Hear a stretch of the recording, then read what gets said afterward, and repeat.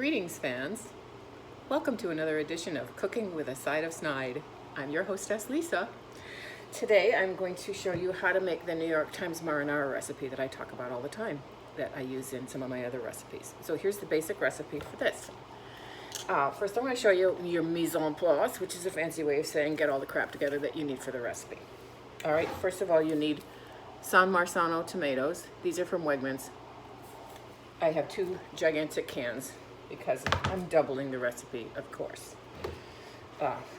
Megaton of garlic, that's only part of it. One recipe calls for 7 cloves of garlic, so I've got 14 cloves because I'm doing a double recipe.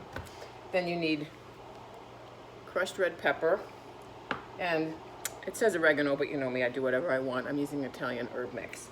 Olive oil and salt. And that's really all you need for your mise en place, and I'll need a little sprig of basil from the garden. I'll be back shortly with more info. I'm back. So the first thing I'm going to show you is what you do with the tomatoes. I had these 2 giant cans of San Marzano tomatoes, and this is my favorite part. You put them in a bowl, and you smush them with your hands. I love this part.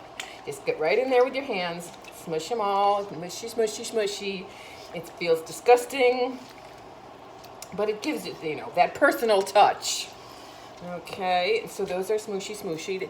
And then with the cans, each can, 28-ounce can, you put a cup of water in it and reserve it with the other tomato juice. So I have 2 cups of water because I had 2 cans, and now I can't touch my remote because my hands are dirty, but I'll do my best. Next up, the garlic. So I have already peeled a bunch of garlic. I'm going to peel a clove of garlic for you on camera. And you'll see why I'm not doing them all, because it kind of takes forever. So, because I don't want to crush them, because you just want to cut them like that, and then you're going to, I need a different knife for this. Then you're going to sliver them. That's what the recipe says. So basically, sliver. Little teeny cuts. I don't even know if you, I guess you can see that. And so, etc. You do that with 14 cloves of garlic. All right, so I'll be doing the rest of that off camera because we'll be here all day. That's the next step. Okay, here we go. So now I've got a half a cup of olive oil heating up. Clearly there was water in the measuring cup because it's splattering all over the place. I don't recommend that you do that because it's dangerous. But anyway, clearly it's getting hot, so I'm going to throw the garlic in there. And the recipe says, as soon as the garlic starts to sizzle, you should throw the tomatoes in. Well, I'm not doing that because, seriously, I got to cook the garlic, right? So I'm going to cook the garlic a bit. Don't let it get brown. Just, you know, cook it up a little. This is my new Bosch cooktop, which I've talked about a few times, which I love. Super fast, almost as fast as gas, which is pretty cool.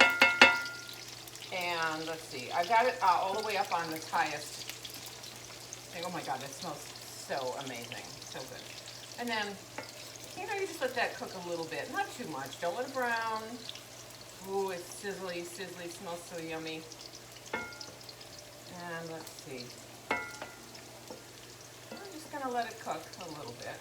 See if you can see that cooking in there, sort of, yeah. You can sort of see that, I guess. Oops, you don't want to see my covers necessarily, do you? Okay. All right, so now it's cooking a little bit. I think it's cooked enough. It's sizzling. Next thing you do is you put your tomatoes in that I smoothed with my hands. Carefully.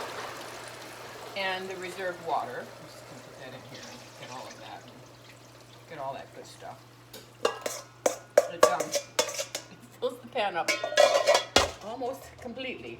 And then, of course, salt, which I'm not going to measure because I don't really measure anything. Some of the hot pepper, not too much of that. My husband doesn't really like hot stuff too much. And a little bit of our Italian seasoning. And we just stir that up a little bit. And this is one of my other parts that I really love. You're supposed to put a basil sprig upon the top and let it melt into it.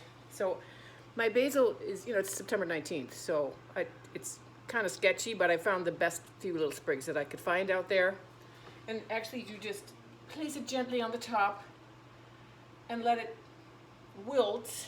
When it wilts, you stir it in and you cook it on low for 15 minutes until it looks kind of orange. I know that sounds weird, but it's the truth. It has to look kind of orange. So I'll be back in more or less 15 minutes. Okay, 15 minutes haven't gone by yet. I just wanted you to see how it looks when it's simmering because it looks amazing. Well, let's not drop the camera into the sauce. So here it's simmering away here. I'm not getting a good shot here. Pretty much you can see that. Simmer, simmer, simmer. 15 minutes. It's already starting to get that sort of orangey color that we need. Okay, so it's about 15 minutes and that's how it looks. Boy, it looks amazing. And I wanted to go on to the New York Times website and find out who the actual recipe is by. And I'm gonna have to shut this off because I gotta go to my computer. Be right back. I'm back. So according to the New York Times Cooking, this is a Lydia Bastianich recipe. I think probably a lot of you know who she is. I don't think that's a very Italian name, but apparently she's Italian. And adapted by Julia Moskin. So I wanted to give credit to the people who actually created this recipe, even though I changed everything, but it's probably approximately the same. Mine actually looks more or less like the picture. I'm very pleased. Thank you for tuning in to yet another edition of Cooking with a Side of Snide. I appreciate all of my audience. Subscribe if you want to, but you know what? I don't really care. Bye!